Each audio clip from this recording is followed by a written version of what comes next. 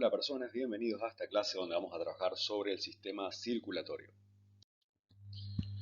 Comencemos con un repaso sobre la función de nutrición. Por un lado, el sistema digestivo aporta los nutrientes luego de digerir los alimentos y los envía hacia la sangre. El sistema respiratorio se ocupa de incorporar el oxígeno que se obtiene a partir del aire. Tanto los nutrientes como el oxígeno son repartidos, gracias al flujo sanguíneo, hacia todos los tejidos del cuerpo. Los tejidos producen ciertas sustancias llamadas productos de excreción que son enviadas hacia órganos encargados de eliminarlos del cuerpo. Una vez planteado esto, podemos comprender la importancia de la sangre, ya que su función es transportar diversos materiales. Entonces, vamos a decir que la sangre es un tejido que circula, impulsada por los latidos del corazón, dentro de vasos sanguíneos, que son las arterias, las venas y los capilares. La función de la sangre, en relación a los sistemas de nutrición, es transportar nutrientes desde los órganos en que son obtenidos hacia todas las células del cuerpo y los productos de excreción desde las células del cuerpo hacia los órganos encargados de eliminarlos. También la sangre cumple la función de transportar hormonas, células de defensa y anticuerpos, además de transferir calor a la piel participando en la regulación de la temperatura corporal. La sangre está compuesta por una matriz líquida denominada plasma, que básicamente consiste en agua con sustancias disueltas, y varios elementos figurados o células. Por un lado están los glóbulos rojos, encargados de transportar oxígeno en sangre, los glóbulos blancos, de diferentes tipos que se ocupan de los procesos relacionados a la inmunidad, y además encontramos fragmentos de células que son plaquetas, ocupadas de producir un tapón previo a la coagulación sanguínea cuando se produce la ruptura de algún vaso. Seguramente más de una vez alguien se ha hecho un hemograma o análisis de sangre. El mismo consiste en extraer una muestra de sangre, separar sus componentes por medio de centrifugación y a partir de ahí reconocer y cuantificar cada uno de los componentes que se encuentran en esta muestra. En el hemograma que recibimos de un laboratorio vamos a encontrar una columna donde se refieren aquellos parámetros que fueron considerados para ser evaluados, el valor en diferentes unidades en que se presenta cada uno de esos parámetros o componentes de la sangre, y vamos a encontrar una columna que dice valores de referencia, que nos indica entre qué números, entre qué valores se considera saludable cada uno de estos componentes. Por ejemplo, para los leucocitos, que son los glóbulos blancos, aquellas células que participan de la defensa ante agentes infecciosos, se considera un rango normal entre 4 y 11 millones de células por milímetro cúbico. Los hematíes o glóbulos rojos, responsables del transporte de oxígeno en la sangre, se considera que el valor de referencia está entre 3.8 millones y 5.8 millones por milímetro cúbico. La hemoglobina, que es una molécula a la que se une el oxígeno dentro de los glóbulos rojos para transportar oxígeno, presenta un valor de referencia entre 11.5 y 16.5 gramos por decilitro. Por otro lado, el hematocrito es el porcentaje de células sanguíneas en la muestra de sangre y para considerarse saludable debe estar entre un 37 y 47%. Después vamos a encontrar otros valores que tienen que ver con la eficacia del transporte de oxígeno en la sangre, que es el volumen corpuscular medio. Esto hace referencia al volumen que tienen en promedio los glóbulos rojos. También podemos cuantificar la hemoglobina corpuscular media y la concentración de la hemoglobina corpuscular media. Estos valores son importantes porque una persona puede tener un transporte deficiente de oxígeno en sangre y tener una cantidad dentro del valor de referencia de glóbulos rojos. Por lo tanto, esa persona podría estar presentando un cuadro de anemia. Así se le llama la deficiencia de transporte de oxígeno en la sangre. Por otro lado, las plaquetas, que son las encargadas de formar este tapón plaquetario ante la producción de alguna herida, por ejemplo, presentan un valor de referencia entre 150 y 400.000 por milímetro cúbico. Después también vamos a encontrar valores relacionados a cierta sustancia en sangre. Por ejemplo, la glucemia indica la concentración de glucosa en el plasma sanguíneo. Y lo ideal sería que este valor esté entre 70 y 110 miligramos por decilitro. La trigliceridemia tiene que ver con la concentración de triglicéridos o triacilgliceroles en sangre. Y lo ideal es que se presente en un valor menor a 150 miligramos por decilitro. Luego encontraremos la LDL, que es la concentración de lipoproteínas de baja densidad, comúnmente llamado colesterol malo, en el plasma. Lo ideal sería que no supere a los 100 miligramos por decilitro. Las HDL son las lipoproteínas de alta densidad y también son llamadas colesterol bueno en este caso, y tienen que presentar, para permanecer en un rango saludable,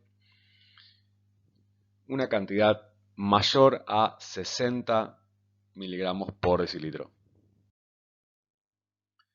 Después podemos encontrar también la uremia, que es la concentración de urea. La urea es un producto de excreción que se puede encontrar en el plasma sanguíneo y que en algún momento va a ser eliminado por medio de la orina, que debe encontrarse entre 10 y 50 miligramos por decilitro.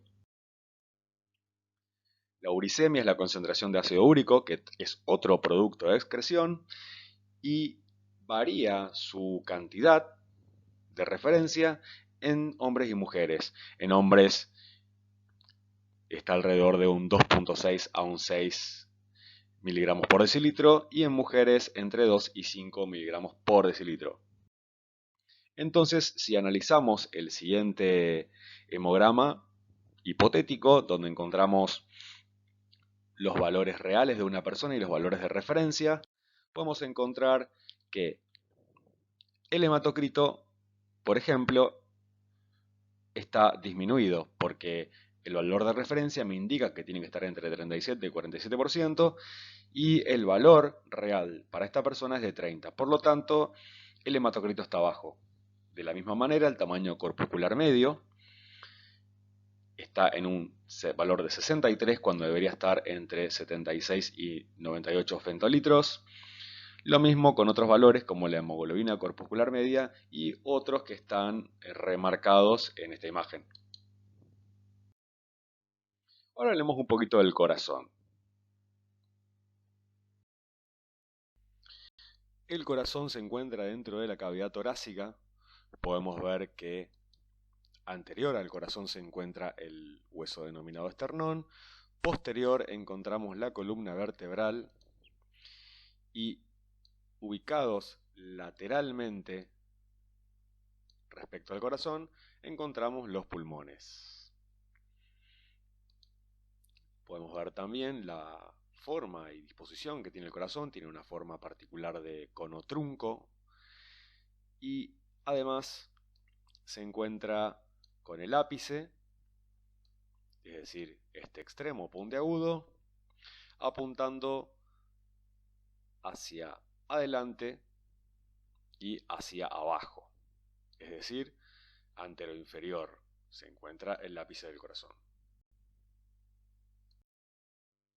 Primero, describamos un poco la anatomía interna del corazón. Está formado por 4 cavidades. Las dos superiores se denominan aurículas.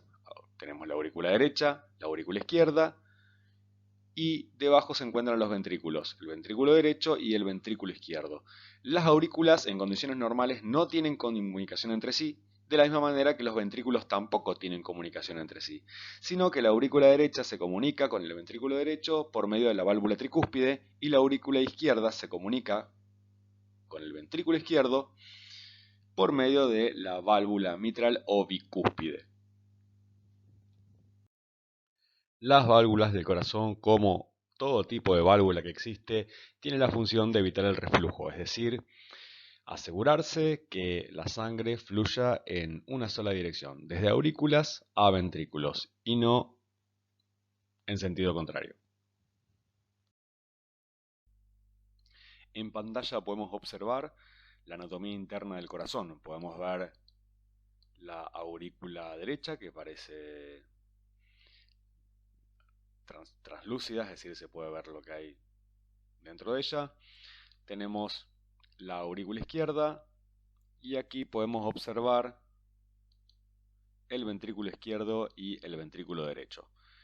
Si hacemos una inclinación, podemos encontrar la válvula tricúspide, que comunica la aurícula derecha con el ventrículo derecho, y la válvula mitral o bicúspide, que comunica las dos cavidades izquierdas del corazón. Vemos también que desde el ventrículo derecho tenemos comunicación por medio de una válvula hacia el tronco pulmonar, que se ramificará en las arterias pulmonares, mientras que desde el ventrículo izquierdo tenemos la válvula aórtica, que da salida a la arteria aorta. La sangre dentro del corazón circula de una manera muy particular.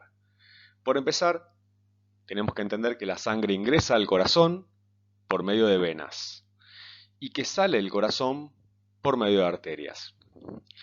Si analizamos lo que sucede en el lado derecho del corazón, las venas cava superior e inferior conducen sangre hacia la aurícula derecha, desde allí atraviesa la válvula tricúspide y pasa al ventrículo derecho, y finalmente la sangre sale por medio de la arteria pulmonar, que es la única arteria del cuerpo que conduce sangre rica en dióxido de carbono.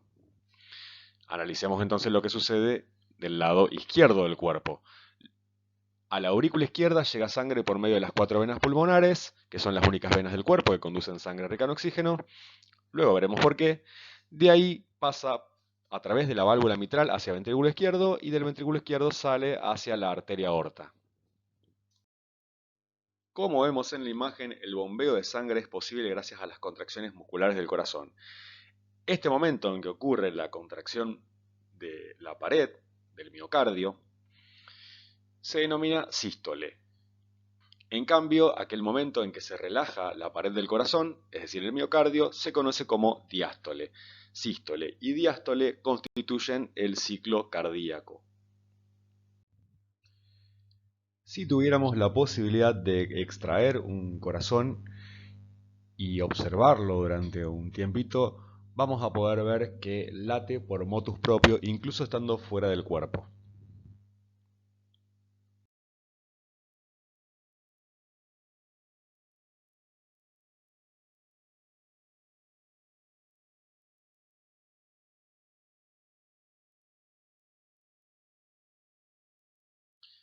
Esto sucede porque el corazón contiene una serie de células musculares especializadas en iniciar y conducir un impulso eléctrico que, a medida que avanza por las diferentes regiones del corazón, va produciendo la contracción de sus paredes.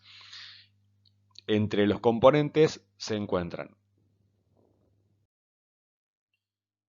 el nódulo auricular, se encuentra en la aurícula derecha, también se le llama nódulo sinusal, y es el encargado de iniciar este impulso eléctrico en una frecuencia entre 60 y 80 veces por minuto. Se lo considera el marcapaso natural. Por otro lado, el nódulo aurículo-ventricular se encuentra entre la aurícula derecha y el ventrículo derecho. Tiene también la capacidad de iniciar un impulso, pero es a una frecuencia menor, entre 20 y 40 veces por minuto, una frecuencia que claramente no es efectiva para los requerimientos del cuerpo humano. Por lo tanto, si falla el nódulo auricular, el nódulo auriculoventricular puede hacerse cargo momentáneamente de mantener el bombeo de sangre, pero no lo puede hacer de manera eficiente. Por lo tanto, suele implementarse el uso de algún marcapasos artificial para reemplazar la acción del nódulo auricular. El impulso pasa del nódulo aurículo-ventricular a las de His y a sus dos ramas, la derecha y la izquierda. Y a partir de ahí comienza a circular el impulso por las fibras de Purkinje, que distribuyen el impulso recibido por las ramas de las de His a todo el músculo que forma parte de los ventrículos. Sucede entonces que a medida que avanza el impulso eléctrico, el músculo cardíaco se va contrayendo. Como vemos en la imagen, las aurículas y los ventrículos no se contraen al mismo tiempo. Respecto a los vasos sanguíneos, vamos a decir que hay una diferencia importante entre arterias y venas. Las arterias alejan sangre del corazón, mientras las venas llevan sangre hacia el corazón. La mayoría de las arterias conducen sangre rica en oxígeno, mientras la mayoría de las venas conducen sangre rica en dióxido de carbono. Las arterias constan de 3 capas: endotelio, músculo liso y tejido conjuntivo. Las venas también constan de 3 capas, pero poseen válvulas, poseen una luz mayor y la capa de músculo liso es bastante más delgada en relación a las arterias.